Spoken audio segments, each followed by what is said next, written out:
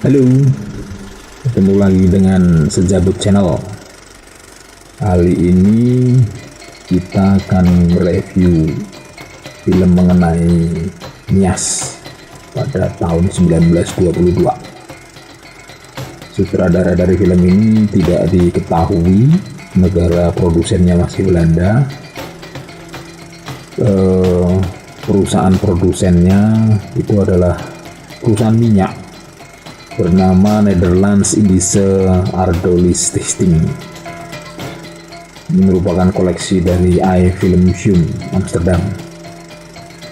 Oke, kita mulai. Kita coba lihat film ini. Film ini diawali dengan penjelasan bahwa Nias itu adalah sebuah pulau utama dari rangkaian pulau-pulau sepanjang pantai barat Sumatera. Nias dikatakan mempunyai luas besar provinsi Belanda Utara dan Utrecht. Ini dibandingkan ya, tetapi hanya mempunyai populasi sebanyak kota Utrecht. Berikutnya juga dijelaskan karena sekitar pulau itu banyak pantai karang dan ombaknya cukup besar, maka Nias menjadi sulit dilalui. Akhirnya Nias menjadi tempat yang terpencil dan masyarakat, bahasa dan adat istiadatnya malah menjadi lestari dengan properti yang masih lengkap. Sebagian besar kehidupan masyarakatnya dan peradaban tertinggi itu ditemukan di Nias bagian selatan. Rumah-rumah yang dibangun di sepanjang jalan dan alun-alun berbatu banyak ditemui di sana. Banyak juga monumen-monumen yang indah dari masa lalu yang banyak ditemukan di Nias bagian selatan. Film ini juga mencoba menjelaskan bahwa untuk menuju desa target, mereka berangkat dari kantor Gubernur Sipil Teluk Dalem. Kalau sekarang merupakan ibu kota Kabupaten Nias Selatan. Dari kantor Gubernur Sipil Teluk Dalem, perjalanan ditempuh 18 km ke arah desa Ilisi Maitona. Kalau diartikan, artinya adalah bukit bersahaja, untuk melihat masyarakat dan kehidupan sehari-hari mereka. Ini adalah suasana di desa Ilisi Maitona saat itu. Rumah belajar di tepi lampang. Rumah terbesar adalah Omo Sebuah atau rumah pejabat kepala desa, sedang rumah biasa untuk warga lain disebut Omo Hada.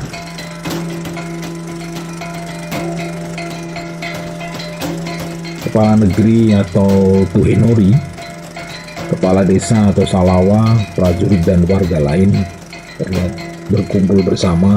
Secara umum bisa dibedakan dari baju adat mereka. Baju adat pria mereka disebut dengan baru ohulu. Untuk bangsawan terlihat lebih mewah, biasanya banyak berwarna emas, sedangkan untuk prajurit terlihat lebih perkasa dengan dominasi warna merah. Sedang warga biasa berbaju juga biasa dengan dominasi warna hitam, sementara pemuka agama atau ere didominasi warna putih. Terlihat sekelompok prajurit Nias dengan pakaian yang mengesankan keperkasaan. Dua orang paling kanan memakai baju zirah berbentuk rompi yang terbuat dari plat besi yang biasanya disebut oroba joli. Mereka juga memakai kalabubu atau kalung yang terbuat dari tempurung kelapa atau tempurung kura-kura. Anting dan kumis tiruan yang terbuat dari besi juga mereka pakai. Prajurit Nias memang terkenal perkasa. Informasinya Belanda membutuhkan 171 tahun untuk menundukkan para pejuang di negeri Nias. Itu pun mereka pada tahun 1840 dengan adanya Traktat London, Belanda mengambil alih pos Inggris di Gunung Sitoli dan secara sepihak mengklaim Nias sebagai daerah kekuasaannya. Prajurit Nias biasanya membawa peralatan tameng atau baluse, pedang atau gari, dan tombak atau toho. Dalam kehidupan sehari-hari, warga Nias adalah petani yang dia menjalani kehidupan dengan sangat sederhana. Pada saat itu mereka juga memakai pakaian yang sederhana juga. Pria cukup memakai cawat atau saumbu dan terkadang menggunakan rompi atau disebut baru ohulu. Sementara perempuan Nias menggunakan rok hitam atau yang disebut UI. Mereka juga sangat dekat dengan kebudayaan megalitikum. Di depan rumahnya terdapat meja-meja batu dan tugu batu yang biasanya dipakai untuk keperluan sehari-hari atau untuk upacara adat. Alat untuk kehidupan sehari-hari mereka yang cukup penting adalah aswa. Aswa merupakan bambu besar yang digunakan sebagai ember penampung air. Bambu besar itu dibuang buku-bukunya sehingga dia bisa menampung air dengan panjang sekitar 1,5 meter. Ternyata mereka juga punya kebudayaan memetik kelapa.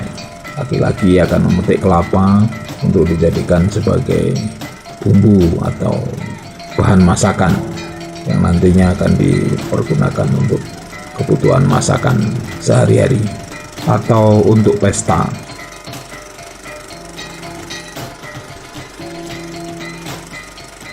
Selanjutnya, di film ini ternyata juga ditunjukkan bahwa kebudayaan di Nias mengenal adanya kebudayaan mengasah gigi, sama seperti yang di Bali atau di Jawa. Mengasah gigi ini dilakukan pada sebagian atau semua gigi bawah dan gigi atas.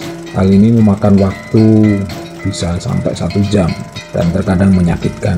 Awalnya berfungsi untuk melindungi seorang warga dari pengaruh jahat, tetapi saat itu atau pada tahun 1922 telah menjadi bagian dari mode. Nah, acara mengasah gigi ini agak susah pada saat saya survei untuk mencari lebih jauh mengenai kebudayaan asah gigi seperti ini. Kalau mamanya ada teman-teman yang punya informasi lebih lanjut mengenai kebudayaan ini, mohon bisa info di komen. Terima kasih sebelumnya.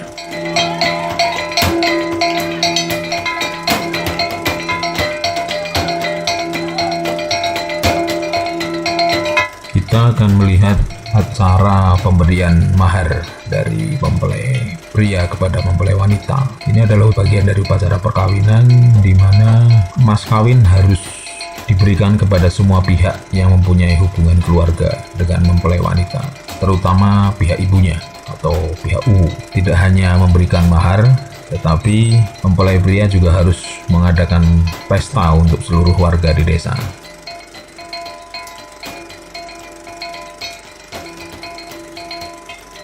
Kita juga akan diajak untuk melihat aktivitas sehari-hari mereka, yaitu mengambil air. Biasanya kegiatan mengambil air ini dilakukan oleh wanita, dibantu oleh anak-anak.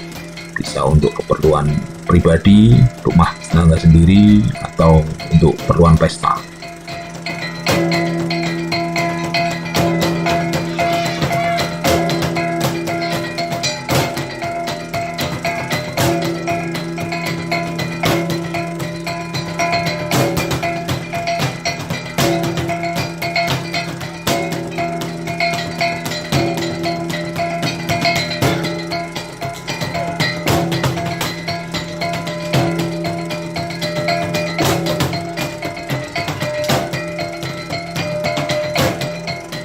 Apabila untuk keperluan pesta, maka pengambilan air akan dilakukan bersama-sama secara bergotong royong dan dibantu juga oleh para pria.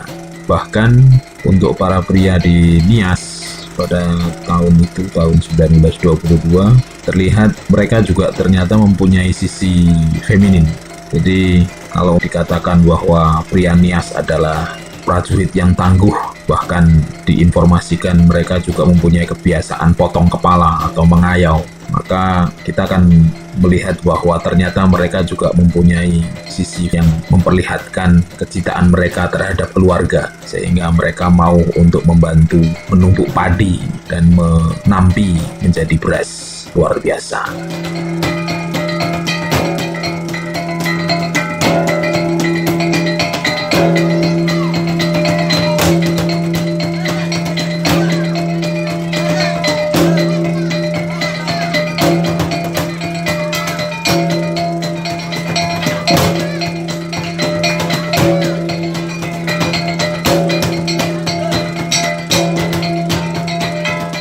Bisa melihat ada ibu-ibu hanya dengan menggunakan UI memandikan anak di atas meja batu atau bangku batu yang itu juga digunakan sehari-hari.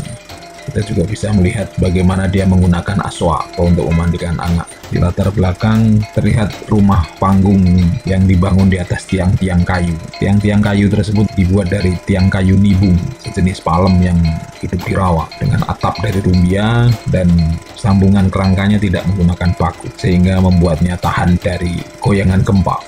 Selain untuk keperluan sehari-hari, kemudian untuk duduk-duduk dan menerima tamu, tempat duduk batu di depan juga dipakai untuk pesta adat kalau mamanya ada acara adat di masing-masing rumah.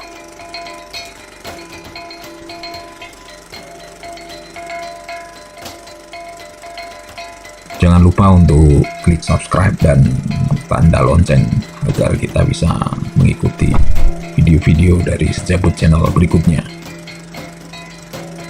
Itulah kehidupan di Tanah Nias atau Tano Niha, di mana terlihat masyarakatnya hidup dengan makmur. Anak-anak Nias juga terlihat sehat, gizinya terpenuhi di bawah asuhan Tano Niha yang subur, di mana semuanya tersedia di kebun dan hutan, cukup untuk menghidupi kehidupan sederhana dan indah mereka. Keindahan, kesederhanaan, keberanian, itulah Nias.